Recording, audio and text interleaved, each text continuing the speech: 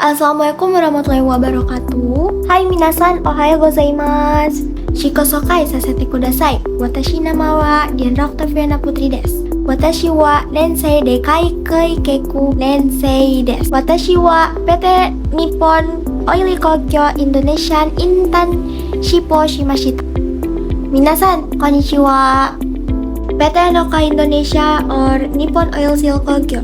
PT Anoka Indonesia is a manufacturing company that produces oil seals, O-rings, gasket, ultra bushes, chain tensioners, and dampers, which are automotive spare parts. PT Anoka Indonesia, founded in 2026. PT Anoka Indonesia applies Japanese quality standards and serves the needs of the domestic and export automotive industry. PT Anoka Indonesia ini adalah PT yang sejahtera. Mengapa demikian? Karena selain memberikan fasilitas yang bagus, juga mesejahterakan karyawannya, PT Anoka ini juga memiliki atau memberikan upah yang lebih dari minimum. Oke, selanjutnya kita akan membahas job desk apa saja sih yang saya lakukan selama saya PKL di tempat PT Anoka Indonesia ini. Yang pertama yaitu proses PO atau purchasing order dan filing dokumen. Dalam kelompok ini saya melakukan beberapa kegiatan. Salah satunya adalah pertama scan dan copy dokumen PO dan fotokopi dokumen di alat cetak seperti itu. Nah, yang nomor dua ada proses stamp dan scanning PO. Jadi ketika proses purchasing order ini sudah diproses oleh leader saya atau atasan saya, kemudian PO itu akan di-stamp dan di-scan oleh saya. Caranya bagaimana? Caranya adalah bagian tanda tangan itu akan di-stamp. Yang nomor tiga adalah destroy dan memilah kertas bekas. Kebetulan saya di sana membuat problem solving sendiri, yang dimana kertas bekas itu biasanya tercampur oleh kertas bekas yang sebelum dipilah. Jadi ada dua jenis kertas bekas. Kertas bekas yang sudah saya pilah dan kertas bekas yang baru saja diberikan oleh orang-orang.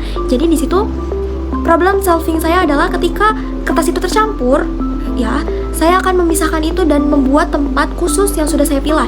Jadi antara kertas yang sudah saya pilah dan kertas yang belum saya pilah itu akan berbeda tempat. Jadi dari problem solving itu kita bisa membedakan mana kertas bekas yang sudah dipakai 2 kali, mana kertas bekas yang masih bisa layak dipakai. Yang keempat ada filing dokumen PO dan berkas lainnya seperti berkas reimburse karyawan dan lain-lain.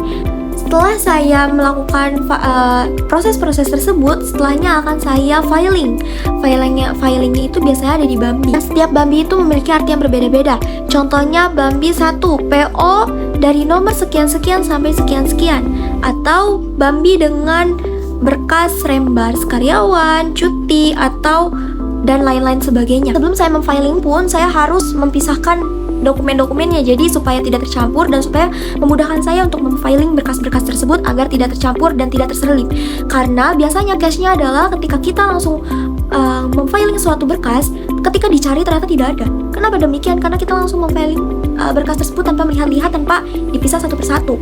Jadi ada satu berkas yang kita cari ternyata tidak pada tempatnya atau tidak pada bambinya. Oke, di sini ada KSA Job Desk, Knowledge, Skill, and Attitude. Knowledge, saya memahami timing untuk proses jalannya job desk. Jadi, saya mengerjakan ini semua tidak asal sembarang. Saya juga harus memprediksi waktu. Yang nomor dua, memahami budaya yang ada di perusahaan. Nah, di PT Anoka Indonesia ini setiap hari Selasa ada yang namanya Datan Koji atau kayak kurang lebihnya seperti merapikan area atau merapikan 5R. Jadi saya selain memahami timing dan manajemen waktu, saya juga menjadi mengerti, oh proses purchasing order itu seperti ini loh awalnya. Nah, untuk produk knowledge dari PT Anoka Indonesia ini adalah oil seal, terus ada O-ring, terus gasket, lalu ada damper dan komponen karet presisi lainnya yang didirikan pada tahun 1996 sebagai anak perusahaan NOK Corp Japan. Jadi teman-teman, walaupun produknya itu kecil, namun sangat-sangat bermanfaat dan sangat-sangat berpengaruh terhadap kendaraan. Nah, untuk matematika aplikatif yang saya gunakan saat saya PKL adalah hari ini Day ingin menyimpan berkas selama di rak penyimpanan. Diketahui tebal rata-rata satu berkas adalah 2 cm. Satu rak memiliki panjang 100 cm.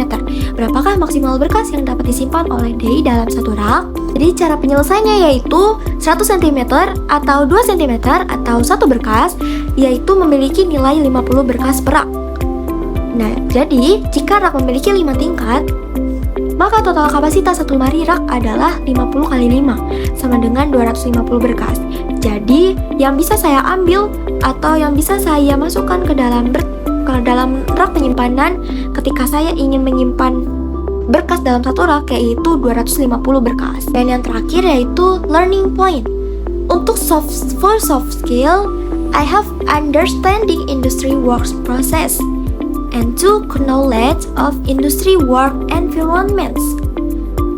And hard skill, time management training, enhancing collaboration skill. Nah, sekian yang tadi bisa saya sampaikan dari laporan PKL saya selama saya PKL di PT Anoka Indonesia dari periode 19 Mei sampai 19 Agustus 2025. Saya sangat meminta maaf ketika ada perkataan yang salah atau informasi yang kurang jelas ketika saya menyampaikan. Kurang lebih mohon maaf, semoga bermanfaat. Terima kasih.